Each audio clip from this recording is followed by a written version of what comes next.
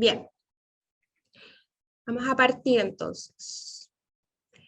Les quiero dar la más cordial bienvenida a todos ustedes a este webinar sobre la Ley de Migración y Extranjería y su impacto en el sector agrícola. Es un webinar organizado por nuestro estudio jurídico Araya y compañía Abogados, y yo soy Macarena Correa, encargada de comunicaciones. Y mientras esperamos que se vayan conectando el resto de los asistentes, les quiero contar que, bueno, la idea de este tema surge a propósito de la entrada en vigencia de la Ley 21.325, promulgada en abril de 2021, y cuyos efectos quedaron sujetos a un reglamento que finalmente fue publicado el 12 de febrero de 2022.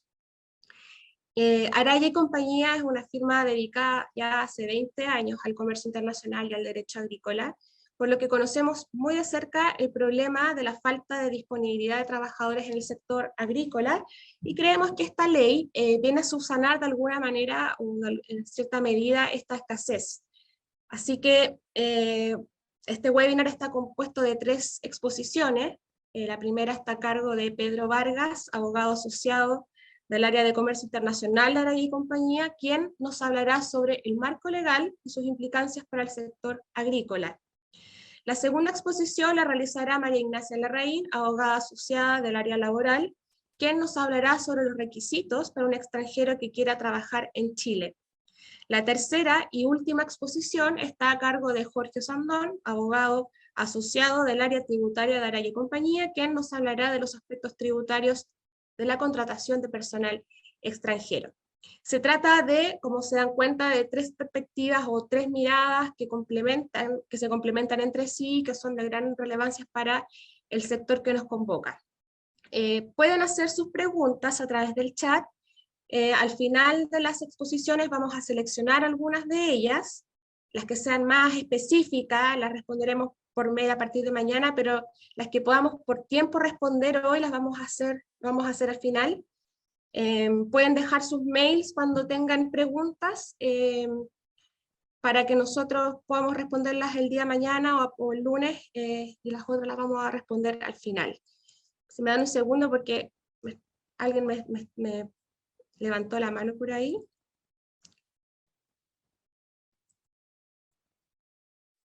Perdón. Ok. Y bueno, solo agradecerles por asistir a este webinar, esperamos que les sea de gran utilidad para todos ustedes, y vamos a comenzar entonces con la presentación de Pedro Vargas. Muchas gracias, Macarena. Bueno, ante todo, buenas tardes a los presentes. Voy a pasar a compartir acá mi pantalla. Me confirman, por favor, cuando se vea. Perfecto, yo la veo. ¿Se ve ahí? Sí.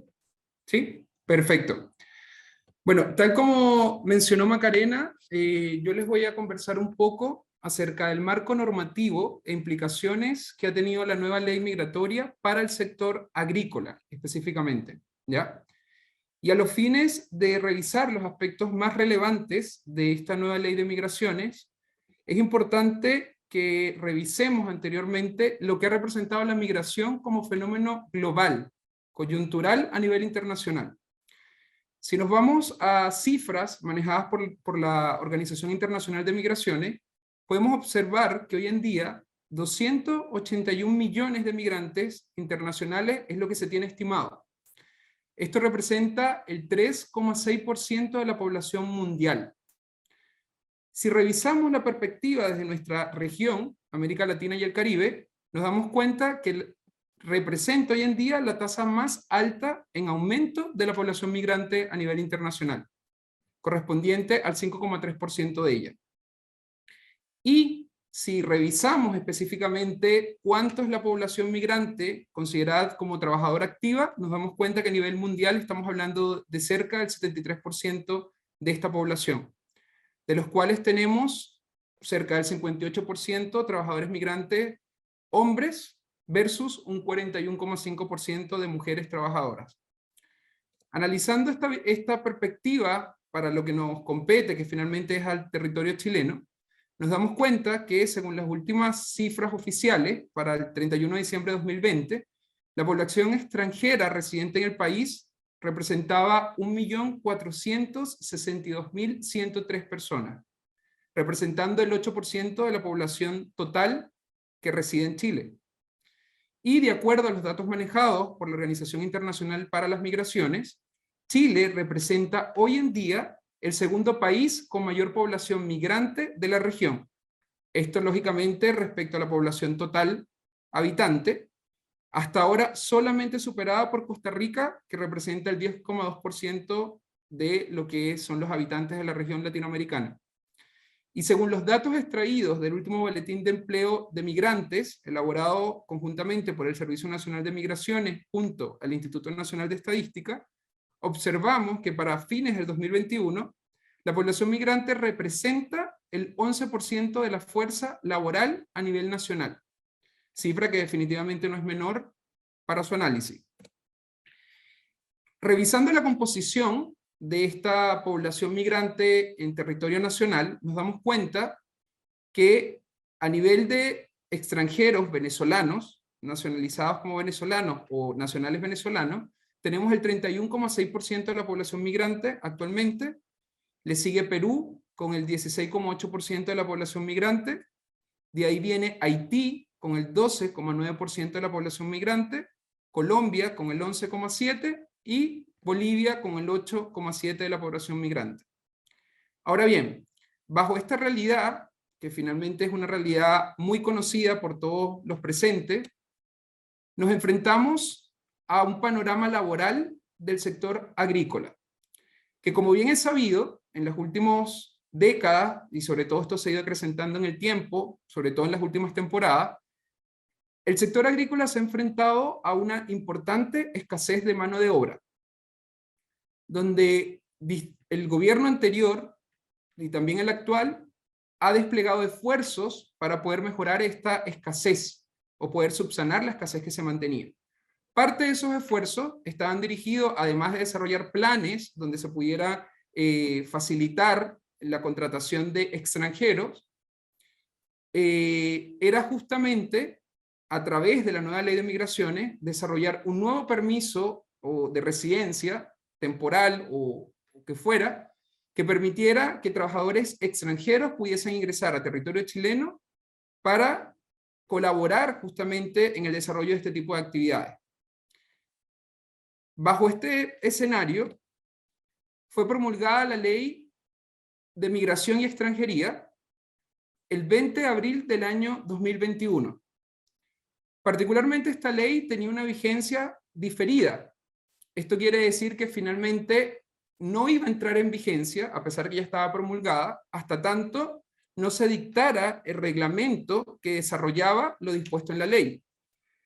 Y esa promulgación del reglamento no se dio sino hasta el 12 de febrero del año 2022, es decir, recién hace 2 meses atrás, cuando fue promulgado el reglamento de la ley y finalmente quedó derogado el Decreto Supremo número 597 del año 84, que era el reglamento anterior. Es decir, que podemos afirmar que a partir del 12 de febrero del año actual, la ley de migración y extranjería se encuentra plenamente vigente en todo su articulado, exceptuando un detalle que veremos más adelante.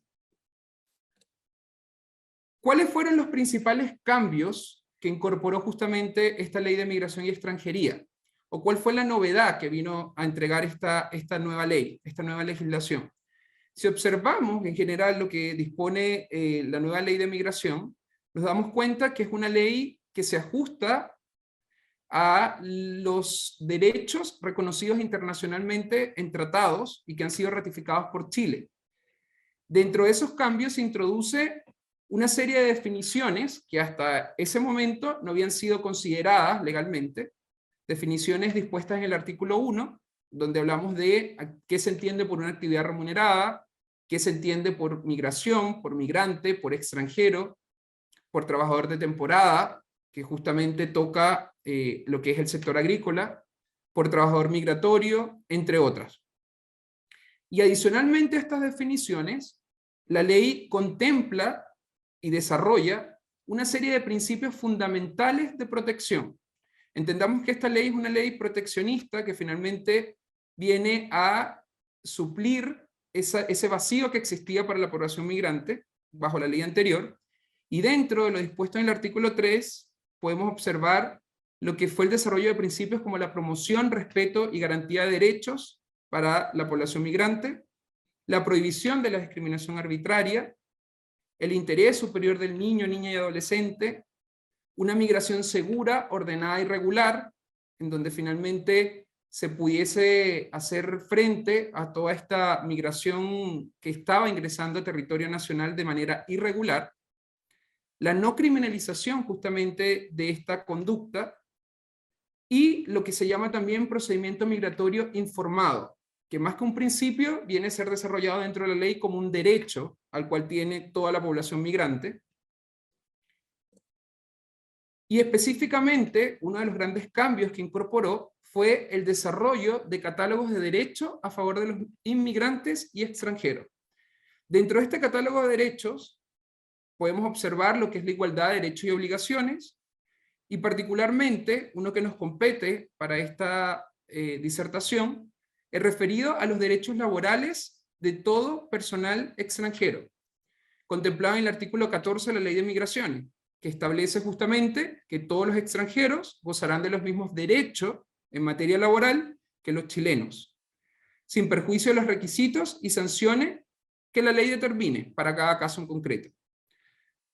Todo empleador, esto es súper importante que quede claro, independientemente de la condición en la cual se encuentre el trabajador extranjero, sea una condición regular o irregular, está obligado a cumplir con las obligaciones en materia laboral. Y esto justamente lo viene a desarrollar la ley en el artículo 14 ya mencionado. Este artículo finalmente lo que hizo fue incorporar una disposición o un principio que ya estaba contenido en el artículo 25 de la Convención Internacional sobre la protección de los derechos de trabajadores migratorios y de sus familiares, una convención internacional que forma parte del sistema de las Naciones Unidas y la cual justamente ha sido ratificada también por Chile. También observamos dentro del catálogo de derechos el derecho al acceso a la salud, acceso a la seguridad social y beneficios de cargo fiscal, acceso a la educación, derecho de acceso a la vivienda propia, debido proceso y otros derechos propios del proceso migratorio, tales como reunificación familiar y envío y recepción de remesas para esta población migrante. Si se dan cuenta, es un catálogo de derechos que hace unas cuantas décadas atrás ya se venían mencionando, pero que hasta la entrada en vigencia de esta ley no habían sido desarrollados de esta manera. Otro de los cambios importantes que introdujo esta ley, y que hay que hacer mención, fue el desarrollo de esta nueva institucionalidad migratoria. Esto quiere decir que a través de la entrada en vigencia de la ley desaparece como órgano competente el Departamento de Extranjería del Ministerio de Interior, por lo tanto ya no hablamos del Departamento de Extranjería, y nace lo que es el Servicio Nacional de Migraciones, que es actualmente el ente competente por ley para conocer de todo este tipo de solicitudes.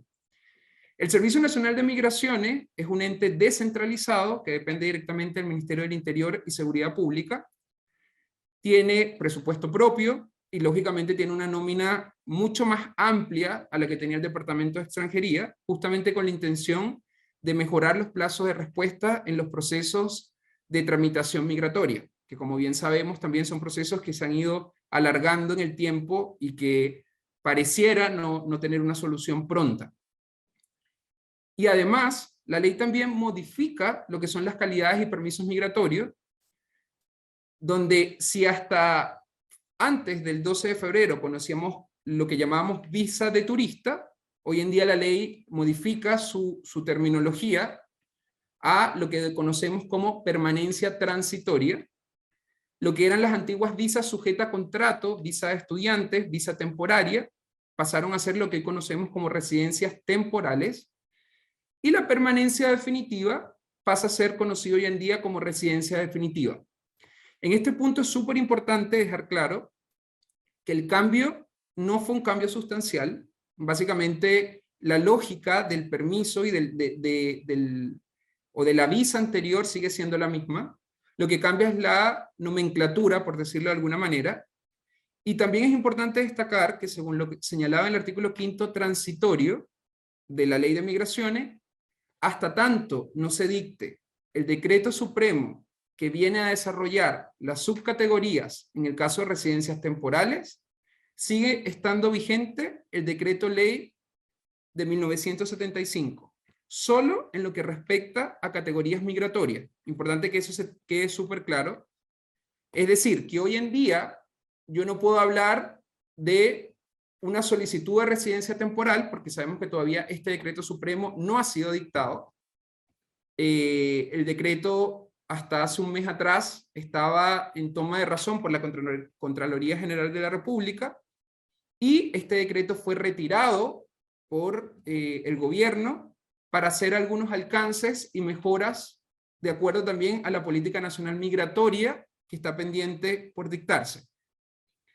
No podemos perder de vista que la entrada en vigencia de la ley migratoria se hizo bajo un escenario donde hay un cambio de gobierno y adicionalmente, además del cambio de gobierno, implicó también un cambio de las autoridades y nueva designación de autoridades dentro del Servicio Nacional de Migraciones. También dentro de los principales cambios vamos a ver que la ley prioriza el ingreso regular. ¿Qué quiere decir esto? Bajo la vigencia de la ley anterior, existía la posibilidad de que un extranjero que ingresara a Chile en condición de turista, que así lo definía la ley anterior, podía hacer un cambio de su condición migratoria una vez ingresado a Chile. O lo que también se llamaba comúnmente como turismo laboral. Veíamos cómo extranjeros ingresaban al territorio nacional y, bajo la figura de turista, buscaban oportunidades laborales, muchas veces incumpliendo la normativa migratoria, porque empezaban a prestar servicios remunerados, servicios laborales, sin tener las autorizaciones necesarias. Esto cambia en la nueva ley, donde está totalmente prohibido este cambio de categoría migratoria, exceptuando lo dispuesto en el artículo 69 de la ley, donde claramente se señala que este cambio va a estar permitido solo en casos de que el extranjero tenga vínculos con chileno o con extranjero con residencia definitiva. ¿Y a qué tipo de vínculo se refiere la ley? Padre, madre, cónyuge o hijos. No existe ninguna otra excepción. Por lo tanto, un extranjero que tenga intención de residir en Chile no puede ingresar o no puede pretender ingresar con una permanencia transitoria y luego solicitar un cambio a menos que esté en alguno de estos supuestos.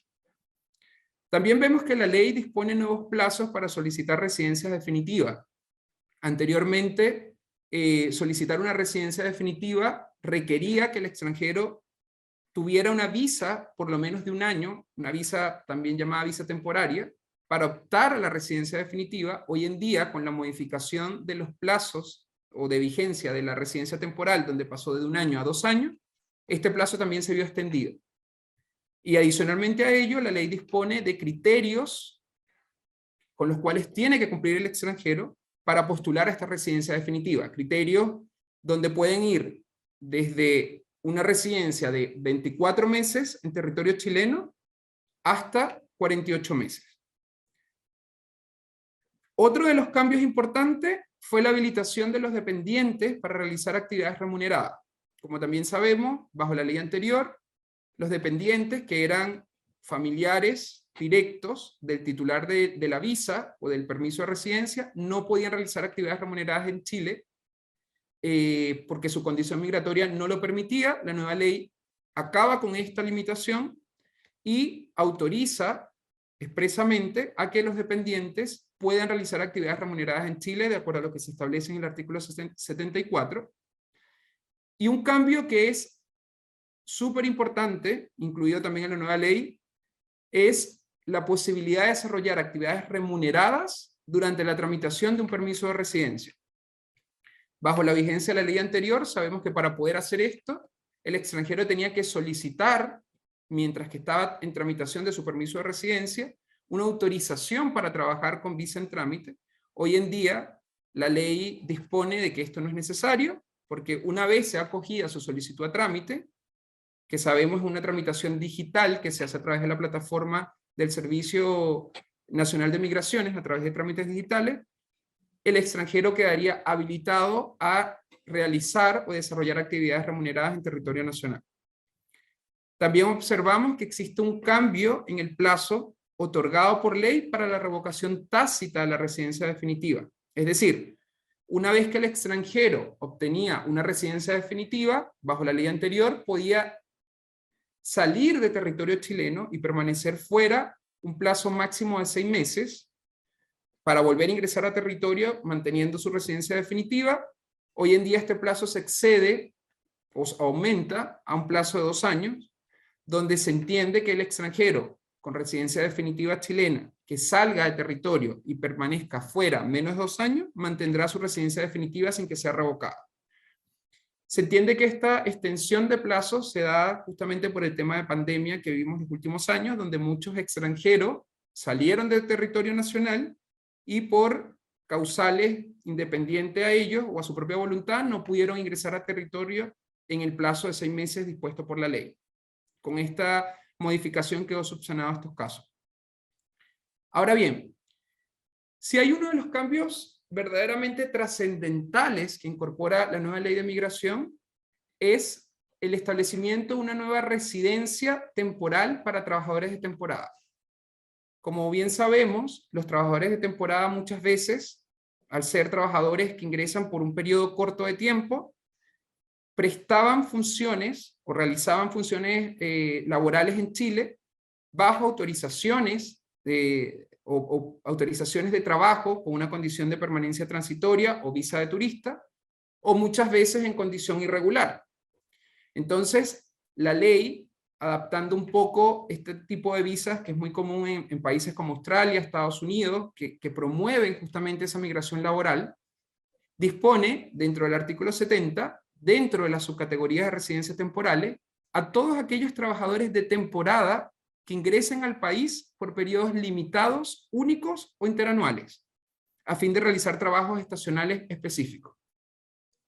Definitivamente esta fue una incorporación que hizo la ley considerando el sector agrícola y la coyuntura que existe justamente por la escasez de mano de obra en el sector. Y al revisar lo dispuesto en el borrador de decreto que les había comentado recientemente, ingresó a Contraloría General y fue retirado nuevamente, se observa entre las principales características que la duración máxima de estos permisos es de 5 años, que es un permiso máximo que se otorga por un plazo de 6 meses por año calendario, es decir, una vez que el extranjero obtiene su permiso, puede residir en territorio chileno por un máximo de 6 meses, donde estaría obligado a retirarse a su territorio nacional. No permite postular a residencia definitiva, lógicamente porque no se genera, o la ley entiende que no se genera un arraigo al país por esta entrada y salida a territorio nacional. Permite el cambio de empleador sin necesidad de notificar al Servicio de Migraciones, Nacional de Migraciones. Esto es algo muy ventajoso porque sabemos que muchas veces este tipo de trabajadores se va moviendo a lo largo del territorio de acuerdo también a la temporada de cosecha y el tipo de producto, de fruta o vegetal de que se esté hablando. Y adicionalmente permite que el trabajador postule este tipo de residencia con un contrato de trabajo suscrito, no solo con una persona jurídica o empresa, sino también con una persona natural. Falta mucho por ver acerca de la aplicación de este permiso. Este permiso no va a estar en vigencia o no va a poder ser posible solicitarlo hasta tanto no se dicte este decreto que viene a regular todo lo que es el procedimiento para la solicitud de este tipo de permiso, requisitos, etcétera. Pero sabemos que al menos a la fecha ya existe una previsión legal acerca de este permiso. La forma en que se va a regular es justamente lo que estaría faltando, pero sin duda podemos afirmar que este permiso es un gran aliciente a la situación coyuntural que se ha vivido en las últimas temporadas respecto a la escasez de mano de obra y que puede ser subsanada definitivamente con personal extranjero. María Ignacia Larraín va a continuar entonces desarrollando un poco más acerca de cómo podemos contratar personal extranjero bajo la nueva ley migratoria.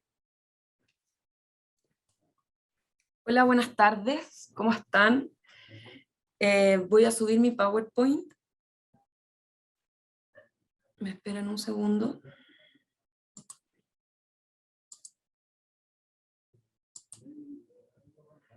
¿Maca se ve? Se ve. Sí. Gracias. Perfecto. Ahí estamos. Ahí. Bueno, yo voy a complementar un poco lo que Pedro acaba de comentar en su exposición, señalando o haciéndonos la siguiente pregunta. ¿Qué necesitamos para poder contratar, o qué es lo que necesita un extranjero, mejor dicho, para poder trabajar en Chile? Como bien Pedro señaló, hoy en día, con la actual ley de migraciones, existen 3 tipos de permisos, ¿ya? Tenemos la permanencia transitoria, la residencia temporal y la residencia definitiva. Ahí, cuando hable de cada una, voy a explicar por qué señalo autorización en una y permisos en otra, ¿ya? Respecto a la permanencia transitoria, o mejor dicho, o como antiguamente se conocía como la visa de turista, autoriza al extranjero para permanecer en territorio chileno por un tiempo limitado, ¿ya? Ahora, ¿cuál es el tiempo? El plazo son 90 días prorrogables por otros 90 días por una sola vez. Ahora bien, este plazo o este otorgamiento de los 90 días es un plazo discrecional de la autoridad, ya que por motivos de orden público, la autoridad puede limitar este periodo de 90 días a un plazo menor, que ellos estimen conveniente. Ahora, ¿puede trabajar un extranjero con este permiso transitorio? La regla general es que no. Sin embargo, la nueva ley de migración señala que en algunos casos el extranjero sí puede desarrollar una actividad remunerada, siempre que las labores que va a desarrollar sean específicas y esporádicas, y que en razón de esas características se pague una remuneración o el extranjero reciba una utilidad económica. Hay que tener en claro que la autorización que la solicitud de esta autorización se pide dentro del plazo que tenga el extranjero con esta permanencia transitoria, ¿ya? Ahora, ¿quiénes pueden solicitar este permiso? No lo puede solicitar cualquier persona, porque se entiende que es una excepción a la regla general. Ahora, ¿quiénes son? Personal o integrantes del espectáculo, deportistas, asesores, en este caso, como es la convocatoria de este webinar, pueden ser asesores agrícolas, técnicos expertos, que pueden ser también en materias agrícolas, y conferencistas. No se puede, y haciendo un poco la diferencia con la residencia temporal que voy a comentar en un par de minutos más, no puede trabajar o no puede solicitar un trabajador temporero este tipo de permiso o de autorización, a diferencia de la residencia temporaria que sí puede, ¿ya? Ahora, como también explicó Pedro, la nueva ley establece subcategorías respecto a esta permanencia transitoria, a diferencia de la antigua ley, que no existían categorías de este tipo de permisos. Ahora, sí existe reglamento que regula esta subcategoría, que fue publicado en el Diario Oficial el 4 de marzo de este año, ¿ya? Ahora, ¿cuáles son estas categorías o sobre qué base nosotros como extranjeros podemos solicitar ejercer alguna actividad remunerada? 1. Extranjeros que ingresen al país con fines de recreo, deportivos, de salud, de estudios y de gestión de negocios. En esta parte de gestión de negocios cabe perfectamente los asesores, los técnicos expertos, conferencistas, etcétera, que por ejemplo vengan a dar charlas de alguna feria en el rubro agro, etcétera. En segundo lugar, o la segunda subcategoría, son los tripulantes de nave, aeronave, vehículos de transporte terrestre o ferroviarios, aquellos contemplados en tratados internacionales y aquellos extranjeros habitantes de zonas fronterizas que hayan ingresado al país por esta misma zona. La misma ley migratoria establece qué es lo que se entiende por zonas fronterizas. No voy a entrar en detalle porque está súper bien explicado en la ley. Ahora, ¿puede un extranjero que solicita la autorización en base a esta permanencia o este permiso transitorio de poder cambiar su situación migratoria a una visa, por ejemplo, temporal? Sí, puede. Siempre y cuando el extranjero tenga vínculos de familia en Chile, ya sea cónyuge, hijos, conviviente, etc. ¿Ya? La residencia temporal. La residencia temporal es el permiso que se le otorga al extranjero quien tiene un propósito de permanecer en el territorio chileno, pero por un tiempo limitado. ¿Ya? A diferencia de la permanencia transitoria, es una autorización. Acá es un permiso. ¿Ya? Dentro de la residencia temporal existen subcategorías. ¿Ya?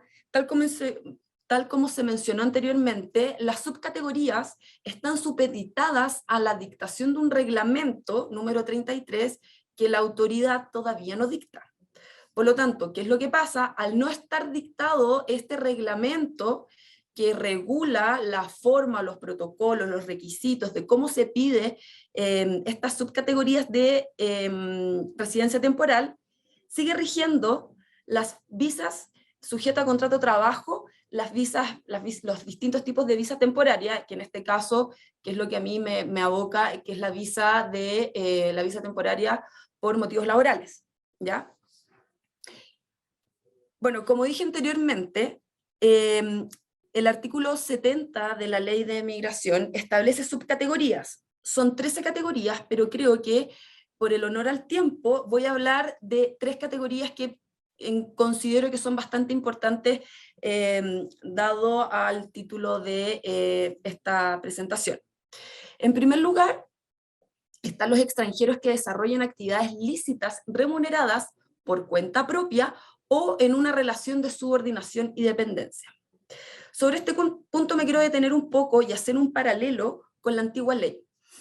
Como comenté hace algunos minutos atrás, el extranjero que quería ejercer alguna actividad remunerada en Chile lo podía hacer de 2 formas. Uno, solicitando una visa sujeta a contrato de trabajo, ¿ya? O bien a través de la solicitud de una visa temporaria, por motivos laborales. Hoy en día, ¿qué es lo que hace esta ley de migración? Unifica de alguna forma estas 2 visas, ¿ya? Y en el fondo une estos 2 tipos de visas, generando que se pueda solicitar una residencia temporal a aquellos que quieran ejercer actividades lícitas, ya sea por cuenta propia, es decir, independiente, boleta en horario, o bien en relación de una relación de subordinación y dependencia, es decir, un trabajador con contrato de trabajo. ¿Ya? Ahora, otro tipo de visa que también hizo mención Pedro, de permisos, no visas, son los permisos temporales a trabajadores de temporada, de trabajadores agrícolas de temporada, ¿ya? Que ellos tienen una regulación especial en el Código del Trabajo, en los artículos 93 y siguientes, ¿ya? Y aquellos extranjeros a quienes se les otorga una residencia temporal en virtud del principio de reciprocidad o en virtud de aquellos tratados internacionales que se encuentren debidamente ratificados y vigentes en Chile, que es lo que se conoce como la visa Mercosur, ¿ya? Esta visa Mercosur se otorga, o están integrados dentro de esta visa, Argentina, Brasil, Uruguay, Paraguay, Bolivia y Chile, claramente. ¿Y qué es lo que permite? Permite a la persona poder desarrollar actividades remuneradas por un plazo de 1 año, ¿ya? Aquellas personas cuyo titular se les otorgue esta visa Mercosur se extienda a sus dependientes, es decir, cónyuge e hijo. ¿Cuál es el plazo de esta residencia temporal? la ley es súper clara y señala que hasta 2 años, con la excepción de los trabajadores de temporada, que se les otorga esta visa hasta 5 años cuando establezcan plazos de estadía anuales limitados. Y como bien explicó Pedro, permite que el trabajador agrícola pueda trabajar por periodos máximos por año calendario de 6 meses, que es más o menos lo que podría llegar podría ser una temporada de cosecha. ¿Ya? Otorgada la residencia temporal, el extranjero tiene 90 días para pisar territorio chileno. ¿Por qué digo tiene 90 días para pisar el territorio chileno? Porque este tipo de visa se pide en el consulado del país de origen. ¿Ya?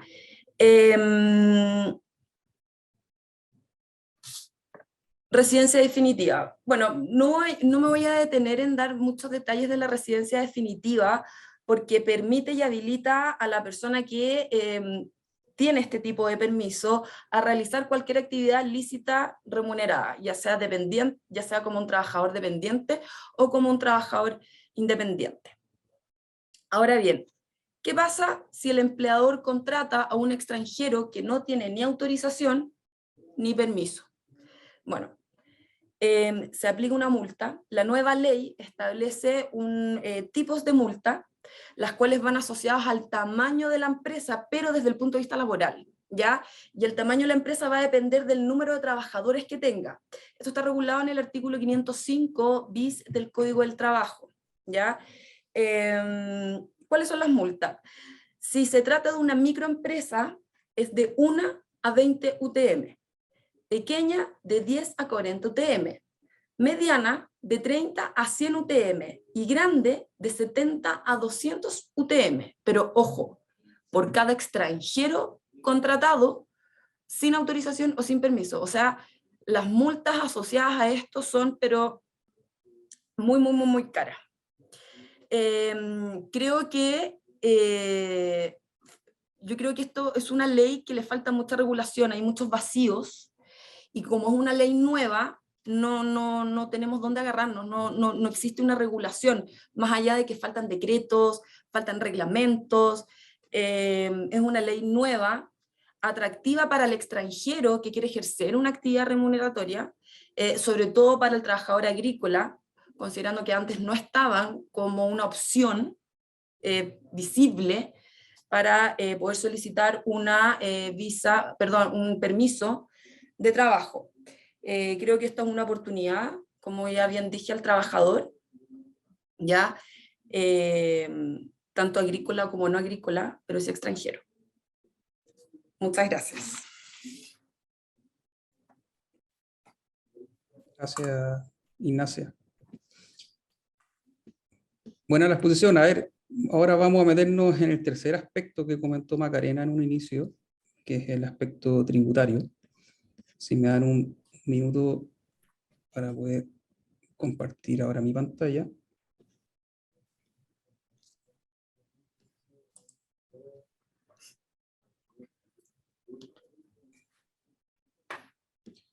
Ya voy.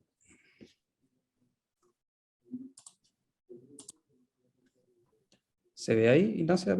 ¿Sí? Perfecto. Ya, vamos.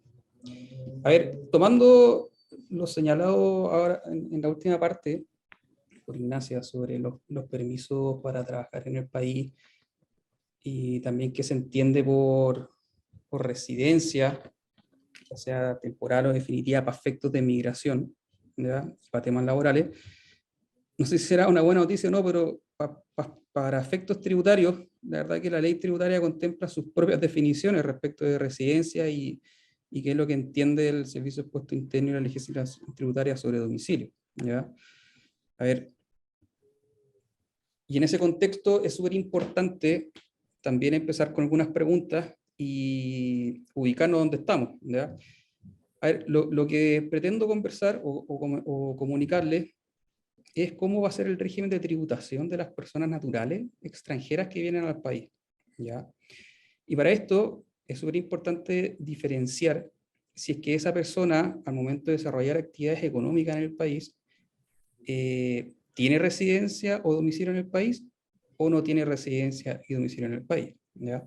Esto es relevante porque gatilla, en definitiva, el impuesto que va a pagar, ya sea impuesto adicional o impuesto rural complementario o impuesto único, o sea, de segunda categoría, como vamos a ver adelante, ¿ya?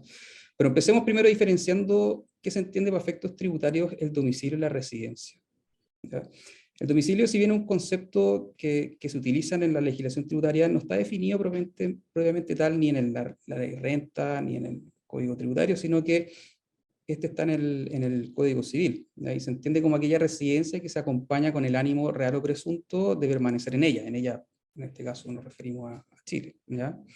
Ahora, el servicio siempre se remite a esta definición y apunta al elemento del ánimo, ¿ya? O sea, ¿cuál es esta intencionalidad de que la persona al momento de ingresar al país realmente muestre una intención de permanencia en el tiempo en Chile, ¿ya? Que no sea un ingreso temporal, sino que efectivamente quiera instalarse en este país, ¿ya? Si es así, y efectivamente se puede calificar o probar ese ánimo, los efectos tributarios se van a producir respecto de las actividades económicas que genera esa persona desde la fecha del ingreso, ¿ya? También es relevante esta fecha porque desde la fecha del ingreso comienza un cómputo de 3 años respecto de cuáles son las rentas que deben considerarse y cuáles son las rentas que estarán afectadas en Chile de las actividades que desarrolla esta persona, ¿ya? Si es que son rentas de fuente nacional o si son rentas de fuente extranjera, ¿ya? Desde el ingreso al país corre un plazo de 3 años, en que los primeros 3 años solamente se consideran para efectos tributarios chilenos las rentas que se producen en el país, ¿ok? Ahora, respecto a la residencia, este concepto sí está definido en el Código Tributario y está, no sé si una definición propiamente tal, pero están los elementos necesarios para poder determinar cuándo existe residencia tributaria, ¿ya? Y el elemento principal, o más bien el único elemento, es un elemento temporal, ¿ya? La ley tributaria me dice que aquellas personas que permanecen más de 183 días continuos o no dentro de un periodo de 12 meses, desde que ingresan en el país, pasan a ser residentes para efectos tributarios en Chile, ¿ya? También respecto para el cómputo de estos 3 años, una vez que se adquiere la residencia, los 3 años se empiezan a computar desde el ingreso. Pero a diferencia del domicilio, como vamos a ver ahora, existe un plazo de 183 días en que hay un impuesto que aquella persona que se domicilia en el país no lo paga, que es el impuesto adicional, ¿ya? Como vamos a ver ahora en este gráfico. Una vez establecido si la persona tiene o no tiene residencia o domicilio en el país, voy a saber qué impuesto le voy a aplicar, dependiendo si adquirió o no esta calidad, ¿ya? Dentro de los, perdón, hay un número que está, bueno, son 144, podría aparecer un 184.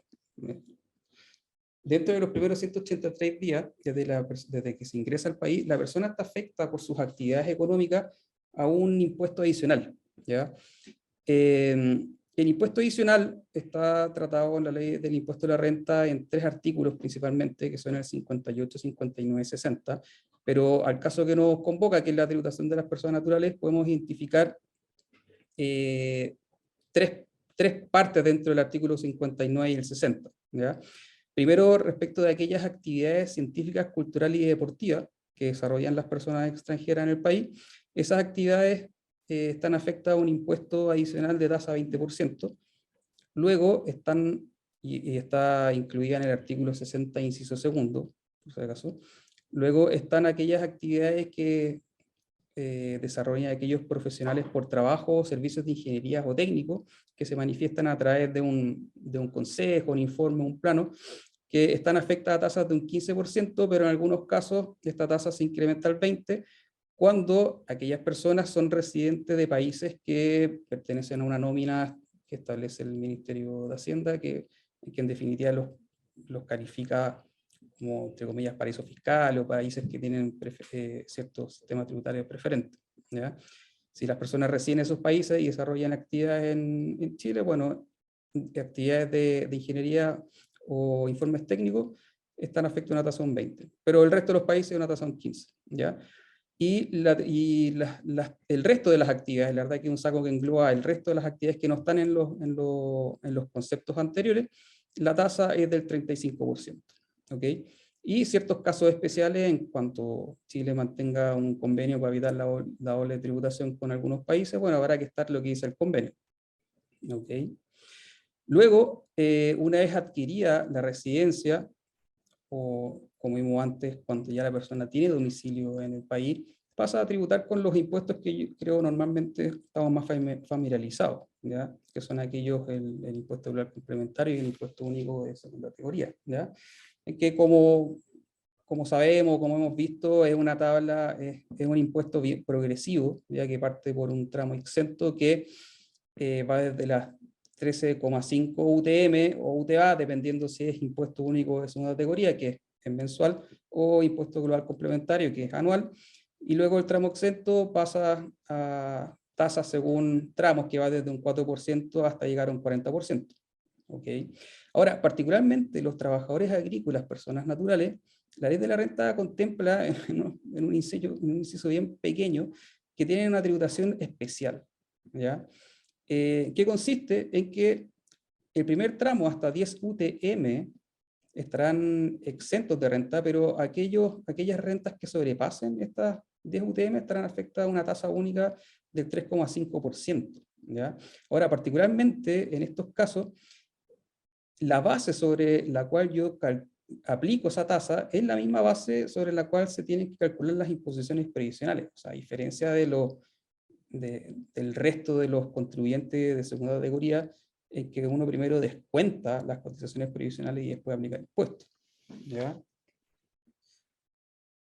Ahora, volviendo sobre los convenios internacionales, como vimos, como mencionamos, habrá que estar lo que dicen ellos, ¿ya? Pero por lo general, a ver, siempre se usa Chile y el resto de los países utilizan los modelos que están elaborados en la OCDE y que particularmente respecto a los trabajadores dependientes o independientes, establecen que según la permanencia en que la persona esté, o sea, si por ejemplo un residente peruano viene a trabajar a Chile, las actividades económicas que desarrolla en Chile dentro de los primeros 183 días, ya sean un periodo continuo o no, 183 días continuos o no dentro de un periodo de 12 meses, replicando la regla de residencia que les comenté hace un rato, tributarán en el estado de su residencia, Perú en este caso. ¿Ya? Ahora, si sobrepasa los 183 días y ya de 184 en hacia adelante, bueno, tributarán en el país donde desarrollen esa actividad, que en este caso sería Chile, por ejemplo. ¿Ya? Ahora, dejando a un lado el trabajador y el régimen tributario que les puede afectar, hablar un poquito sobre algunas consideraciones a la empresa. ¿Ya? A ver, la empresa, respecto de las remuneraciones que paga a sus trabajadores, obviamente que tiene las obligaciones de retención y pago del impuesto. ¿Ya? Respecto de los trabajadores dependientes, la tasa será según el tramo del impuesto que le corresponda al trabajador. Los trabajadores independientes, que son los trabajadores a honorario, por servicios profesionales, la tasa, bueno, se espera que llegue a un 17%. Hoy en día estamos en un periodo de transición en que se va incrementando de 0,75%, si no me acuerdo, la tasa, hasta llegar a este 17% para el año 2028. Luego, respecto de los extranjeros sin domicilio y residencia, la retención que debe efectuar el pagador de esta renta es según el impuesto adicional que debería aplicar a la actividad que desarrolló esta persona sin domicilio y residencia. ¿Ya? Como vimos anteriormente, existe la tasa del 20% para aquellas actividades culturales, deportivas, o de consejo, y un 15% sobre las actividades técnicas. ¿Ya? Ahora, en este caso particular de este impuesto adicional, por estas actividades, la misma ley establece que es un impuesto adicional en carácter de único. ¿Qué quiere decir con esto? Que al momento de pagarse por esta actividad dentro del periodo, o sea, dentro del mes siguiente, dentro de los 12 días del mes siguiente, uno declara y paga el impuesto, no existiendo obligación para el beneficiario de esta renta tener que efectuar una declaración en abril, como si es el caso de los otros contribuyentes de impuesto adicional, que deben pagar un 35% sobre las actividades que realizan en el país, que sí deben presentar una declaración anual, como mencionar, si me acuerdo, 65 número 4 de la ley de renta, ¿ya? Y que esta retención que efectúa el empleador es solamente una retención mensual cada vez que paga la respectiva remuneración por el servicio, y que va como crédito a este impuesto que se determina anualmente, ¿ya?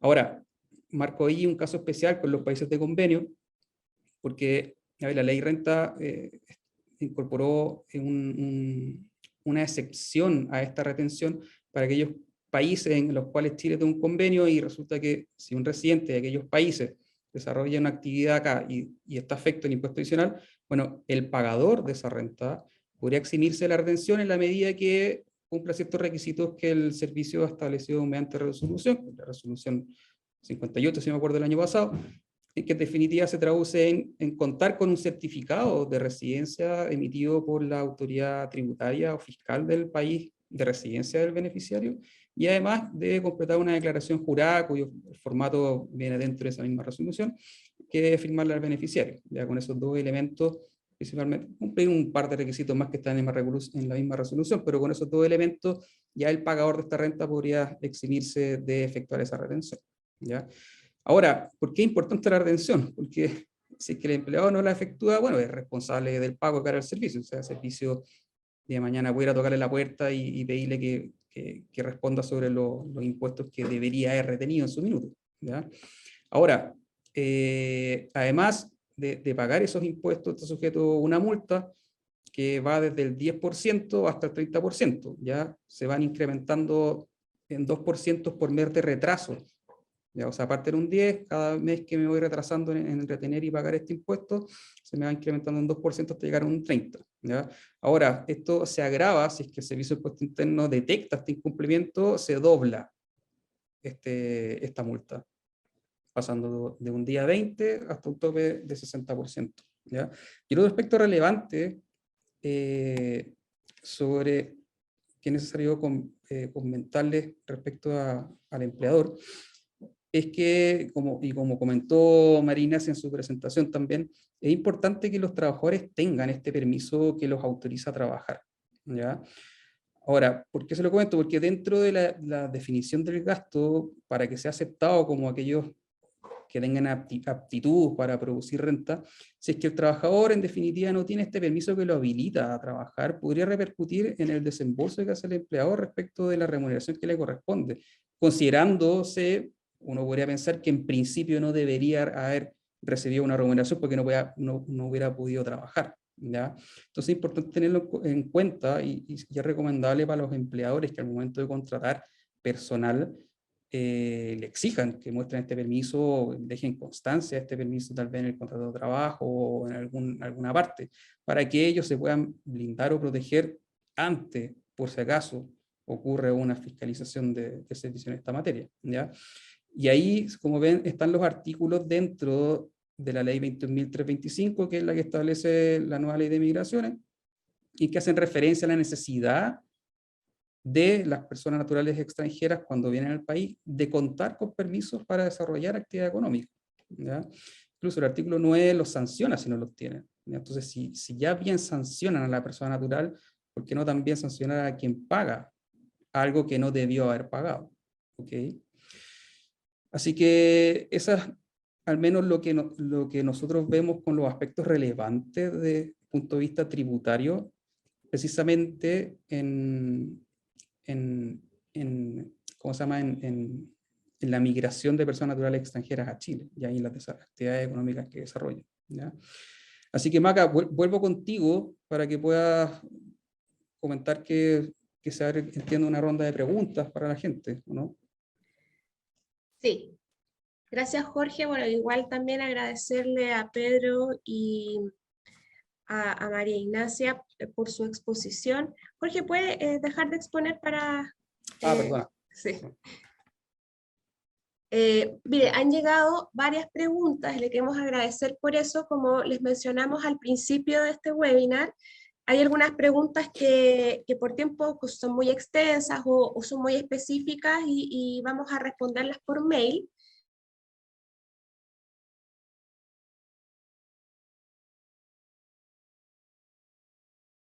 Pero efectivamente llegaron unas preguntas para Jorge. Sí. Un par de preguntas. Mira, dice, de David, ¿es posible profundizar más sobre la tributación de los trabajadores agrícolas, dado que me ha tocado ver que en algunas empresas se les da un tratamiento dentro de la tabla de impuestos de segunda categoría?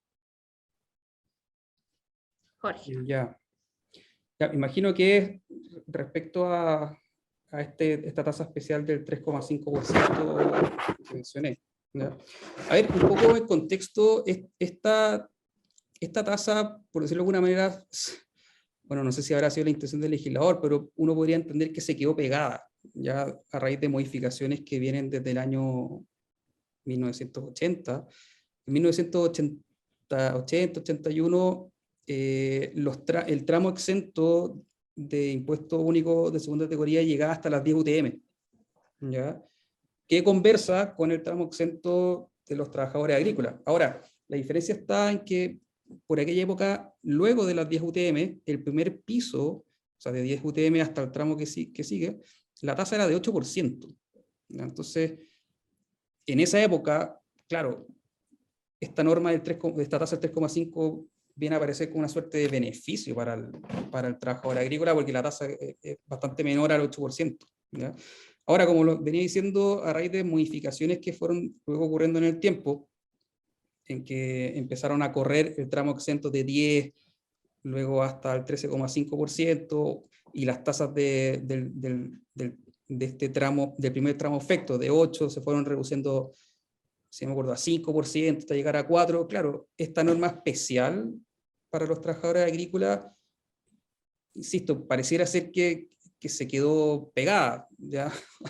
No sé cuál sería la otra razón, porque uno podría pensar que en esta diferencia entre las 10 UTM y las que hoy existen, que son 13,5 UTM, estas 3,5 UTM, para el trabajador agrícola estarían en efecto un 3,5%, siendo que el resto de los trabajadores no deberían pagar impuestos por ello, ¿ya? Entonces, claro, por ahí uno tendría que pensar que hay algo que está desacoplado al resto de los trabajadores. Pero está en la ley, o sea, hoy día tal vez uno no lo vea mucho en la práctica, pero si el servicio, si me acuerdo, creo que el año pasado, ya en 2021, se le preguntó precisamente por esto, y el servicio dijo que en definitiva que estaba en la ley. O sea, si que le tocaba a un trabajador agrícola pagar impuestos por su trabajo, bueno, correspondía aplicar esta tasa, ¿no? Perfecto. Gracias, Jorge. Hay una pregunta más. Brevemente, ¿podrías detallar más sobre el periodo de los 183 días y el impuesto adicional? Ya. Imagino que también que respecto a los trabajadores dependientes que deben pagar por sus otras actividades un 35%, ¿ya? Bueno, a ver, el impuesto adicional, como dije en la presentación, es un impuesto que grava las actividades que desarrolla un no residente, ¿ya? Si bien hay actividades que aplican para contribuyentes de primera categoría, para las personas naturales son las actividades que vimos en la presentación, o sea, estas que desarrollan informes técnicos, los consejeros, deportistas, pero no abarca ni al trabajador agrícola ni a una otra categoría especial, simplemente aquellas otras actividades que desarrollen personas naturales estarán afectadas al impuesto del 35%, ¿ya?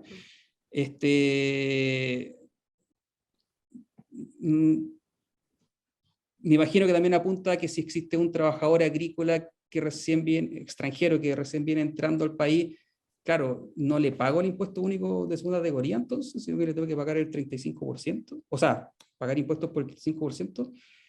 Así como está la norma, parece que sí, ¿ya? El servicio de impuesto interno esto lo ha mencionado, la última vez lo mencionó en un oficio del 2016, 2151, en que la tributación de las personas naturales sin domicilio y sin residencia en el país es así, ¿ya?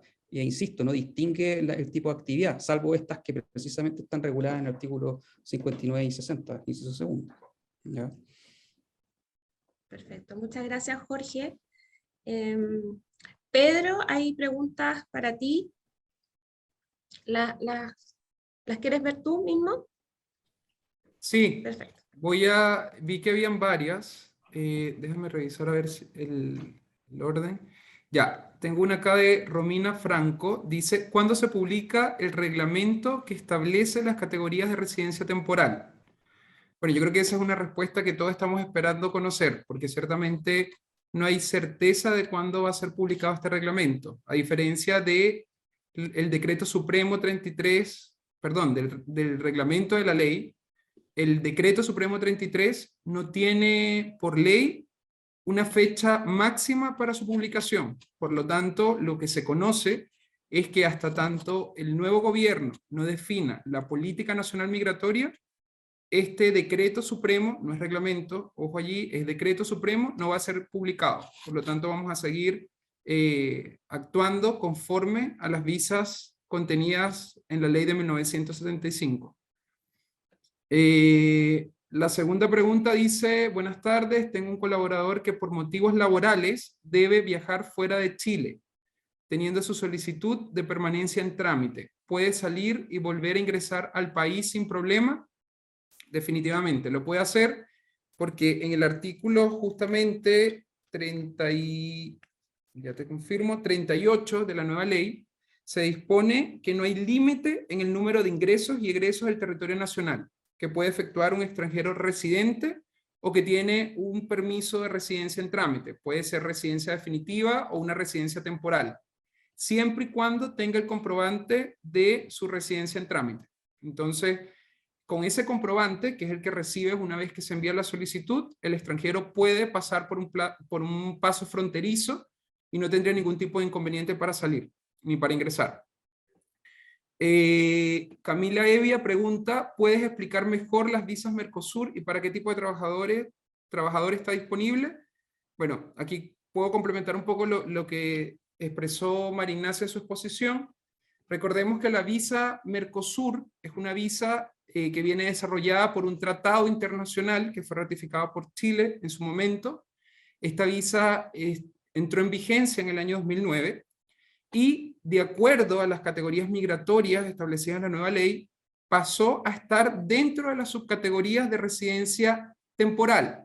Esto quiere decir que aplica en el supuesto de cualquier tipo de extranjero que sea nacional de países como Brasil, Paraguay, Uruguay, Argentina y Bolivia. Es una solicitud que el trabajador o el extranjero de estos países tiene que hacer de acuerdo a la nueva ley desde su lugar de origen, es decir, fuera de Chile. Lo hace a través de la página del Servicio Nacional de Migraciones, y lo que sí se entiende que se va a modificar es que, de acuerdo a lo que establece la ley, la vigencia de esta visa es de 2 años. Sabemos que anteriormente esta era una visa que tenía vigencia de 1 año. Hoy en día, al pasar a ser un permiso de residencia temporal, se entiende extendido favorablemente al migrante a un plazo de 2 años. No sé si María Ignacia quiera responder algunas que yo entiendo que van más relacionadas al aspecto laboral. Sí, mira, para María Ignacia llegó la siguiente pregunta. Ahí está. ¿Qué cláusulas debe contener el contrato de trabajo de un trabajador extranjero?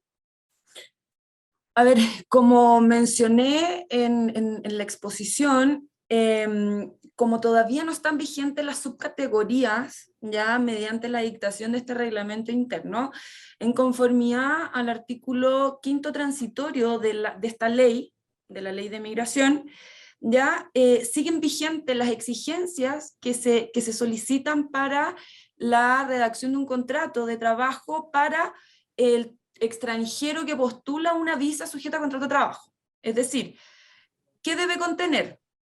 Uno, las menciones básicas o esenciales que establece el Código del Trabajo en su artículo 10, además de las 4 cláusulas, ojo, para la visa sujeta a contrato de trabajo, las 4 cláusulas que debe contener este contrato para empezar la solicitud de esta visa, que es la cláusula de vigencia, que en el fondo la prestación de los servicios se condiciona al otorgamiento de esta visa. En segundo, la cláusula de viaje o la cláusula de retorno, ¿ya? Que puede ser por cualquier medio aéreo, terrestre, marítimo, etcétera. También está la cláusula de las cotizaciones, que en el fondo, o del régimen previsional, donde el extranjero tiene que señalar en su contrato si se acoge al sistema chileno o se acoge al sistema de su país de origen. Y por último, la cláusula de impuesto a la renta. Vi por acá pasar una pregunta que estaba relacionada con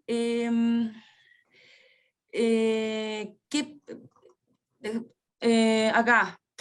¿Qué pasa si mientras no se promulgan las nuevas subcategorías, esto es de Camila Evia, no se promulgan las nuevas subcategorías de migratorias de residencia transitoria? Ojo, residencia transitoria, me imagino que te referías a la residencia temporal, no transitoria, ¿ya? Así que voy a cambiar el contexto. ¿Qué ocurre si pongo término a un trabajador con visa sujeto a contrato de trabajo?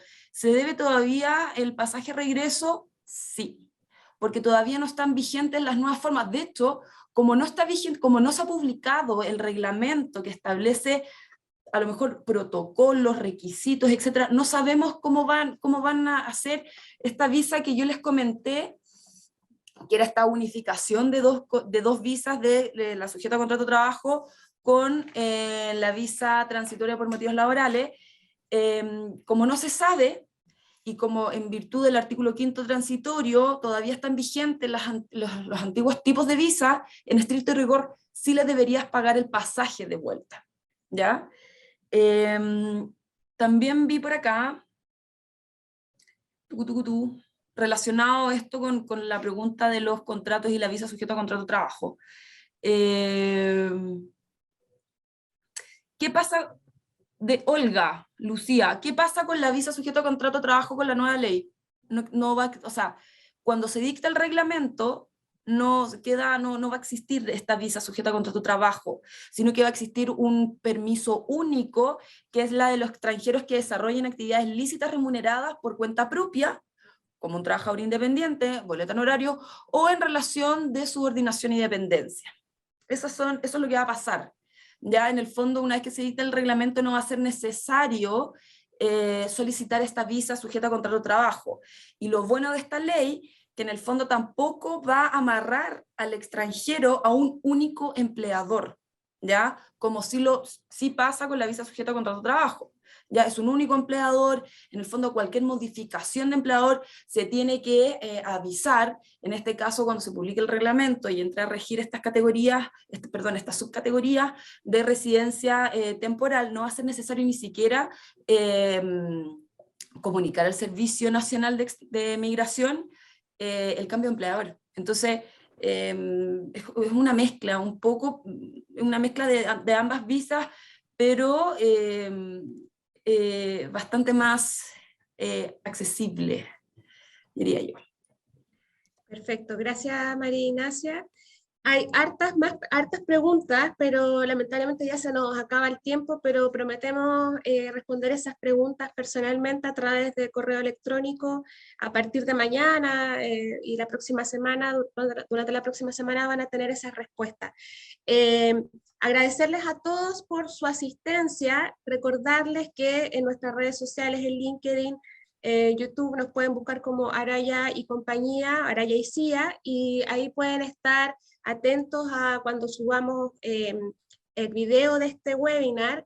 Hay harto material que también vamos a ir subiendo, contenido sobre esta nueva ley y los beneficios que trae para el sector agrícola, así que estén atentos, y también aprovechar de contarles que en Spotify abrimos un nuevo canal de comunicación, donde tenemos podcasts relacionados con el sector agrícola, con temas súper interesantes de derechos de agua. Vamos a tener contenido de comercio internacional y por supuesto también migración y laboral.